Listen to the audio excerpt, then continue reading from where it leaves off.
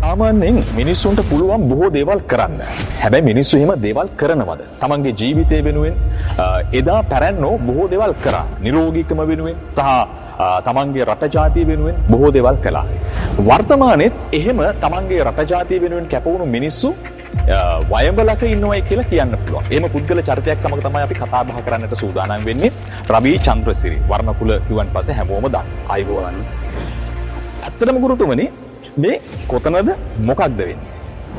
මේක මේ ඓතිහාසික පුරවරයක් වාරියපොළ රාජධානි 4කට මැදිව අපි ඉදි කරන ලද අපේම අංගම් හරඹ මඩුව. එහෙම නැත්නම් ගම්මානය. ඉතින් අපි උත්සාහ කරනවා මේක අපේ හෙළයන්ට ඉදිරි අනාගතයේදී වැළලී යන අපේ අතීත උරුමය රැක දෙන්න පිරිසක් ඉහි කරන්න. අපි හැමෝටම ආරාධනා කරනවා. එන්න බලන්න අපි කවුද කියලා. දැන් සාමාන්‍යයෙන් තරුණයෝ බොහෝ වෙලාවට ඉන්නේ ස්මාර්ට් වෙලා. ඒ කියන්නේ ස්මාර්ට් ෆෝන් එකේම තමයි බොහෝ වෙලාවට ඉන්නේ. හැබැයි ඒ තරුණයෝ මේ වගේ බිමකට ගන්න පුළුවන්. ඔව් ගන්න පුළුවන්. හැමෝම මත්ම නෙමෙයි ඉතින් ෆෝන් එකට ඇබ්බැහි වෙලා ඉන්නවා ස්මාර්ට් ෆෝන් වලින් විවිධ දේවල් කරමින් ඒගොල්ලෝගේ ක්‍රියාකාරකම් පිළිදෙනවා. දෙමාපියන්ගේ වගකීම තමයි මෙවන් ස්ථාන හොයලා දරුවෝ ඒ ස්ථාන වලට යොමු කරන එක. ක්‍රීඩාව නැතුව නිරෝගීමත් වෙන්න බෑ.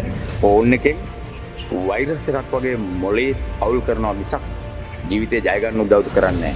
අද අපි දකිනවා බොහෝ දේවල් ජනමාධ්‍ය තුලින් ළමයි කොච්චර ඇබ්බැහි වෙලා තියෙනවද කියලා ඒගොල්ලෝගේ ජීවිත විනාශ කරගන්න හැටි. ඉතින් අපි ආරාධනා කරලා ඇවිල්ලා බලන්න අපි මොනවද කරන්න කියලා. දැන් නිරෝගීකම ගැන කතා කරනවා. ඒ වගේම විවිධ දේවල් පිළිබඳව අපි කතා කරනවා. ඇත්තටම මේ ශාස්ත්‍රය ඇත්තක්ද? විවිධ තැන්වල තියෙන අංගම් ඉලංගම් කියක් තියෙනවා. හැබැයි ඇත්ත ශාස්ත්‍රය ඉගෙන ගන්න පුළුවන්කමක් ලැබෙනවද? මේ වගේ ලැබෙන ප්‍රතිලාභ. ඉතා ඉක්මනින් අපි දැනගමු. හැබැයි ඒක දැනගන්නට වඩා බැලුවන් පස්සේ තමයි අපිට දැක බලා ගත්තන් පස්සේ තමයි මේක මොකක්ද කියලා දැනගන්න පුළුවන් වෙන්නේ. මට කියන්න මේකේ තියෙන ප්‍රතිලාභ මොනවද? ඇත්තම ජයනත් මහත්තයා මේක අපි කතා කරොත් අපේ රටේ විශාල පිරිසක් මේ කලාව තුළ විවිධ අයුරින් උදව් කරන දරුවන්ට යහමඟට එන්න. ඒ අය තුළ තියෙන දේවල් එකතු කරගෙන ඒ දරුවන් වෙනුවෙන් කැප වෙනවා. ඒකෙදි අපිට කියන්න බෑ මේ ඇත්තංගම් මේ බොරු අංගම් මේ අහවල් දේ කියලා. මොකද ඒ හැම කෙනෙක්ම උත්සාහ කරන්නේ අපේ දේ සුරකින්න. ඒ අයට අපි අත දිය යුතුයි. ඒ අය අපි රැකගත යුතුයි. ඒ අයගේ ජීවිතවලට ආලෝකයක් සැපිය යුතුයි. රාජ්‍ය මැදිහත් විය යුතුයි. මොකද දරුවෝ නිරෝගීමත්ව තියන්න, දරුවන්ගේ මනස හදන්න, ධර්මයට නැඹුරු කරන්න මේ තරම් කලාවක් ලෝකෙ කොහෙවත් නැහැ. හොඳයි. මේ තරම් කලාවක් ලෝකෙ කොහෙවත් නැහැ. ඒ කලාව අද අපි සූදානම් වෙනවා ශිෂ්‍යෝ කී දෙනෙක් විතර අද දවසේදී මේ මණ්ඩපයට නැත්නම් මේ වේදිකාවට එක්කාසු වෙනවා. ඇත්තටම අපේ වේදිකාවට එක්කාසු වෙනවා 50ක විතර පිරිසක්. ඒ අතරින් දරුවෝ 20ක් ප්‍රවිෂ්ඨයට එනවා. ඉතින් අපේ දරුවෝ ඊළඟ පියවරට පා තබන කලෙලි මංගල්‍ය තමයි මේ ආරම්භ කරන්නේ. ඉතින් ඒකට සහාය දෙනවා අපේ පැරණ සෙල්ලම් කරන දරුවෝ ටික. ඉතින් බලමු අපි මොකද්ද අපි කරන්න කියලා. ඔව් මේක බලන් ඉන්න අය, මේක බලාගෙන ඉන්න පිරිසක් ඉන්නවා අන්තර්ජාලය ඔස්සේ මේක පිළිබඳව ලෝකයේ අයත් ඉන්නවා. ඔබට පණිවිඩයක් දෙන්න පුළුවන්. මේකට සම්බන්ධ වෙනවා නම් කොහොමද? Facebook කරා ඔබතුමාගේ සම්බන්ධතාවය ලබා දෙන්න පුළුවන්. නැත්නම් මේ සම්බන්ධයෙන් වෙනමම වෙබ් අඩවියක් තියෙනවද? නැත්නම් Facebook ඔස්සේද? නැත්නම් දුරකථන අංකයක් තියෙනවද? අපි සම්බන්ධතාවය ලබා දෙන්නට ඕනේ. මම ආරාධනා කරනවා අපේ හෙළයන්ගේ ආශ්‍රමය ඕන කෙනෙකුට විවෘතයි.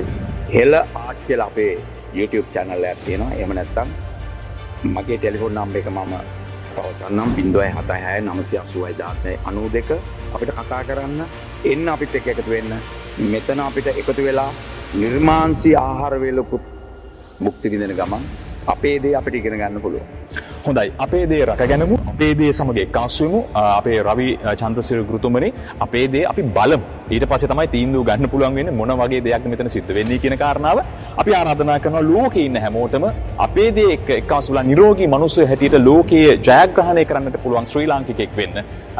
මේක බලමු, දකිමු සහ කරමු. හැබැයි නිවැරදි වූ ගුරුවරයෙක් යටතේ මෙවන් වූ පුද්ගල චරිතයක් යටතේ මේ කටයුතු කරන්නට අපි ආරාධනා කරනවා සියලු දෙනාට. සිද්ධ වෙන සිදුවීම් අප මේ රාත්‍රියේ පුරාවට දැක බලා ගන්නට පුළුවන්. එන අවසරයි පුතුමන්ට ඊටු ටික කරගෙන යන්න.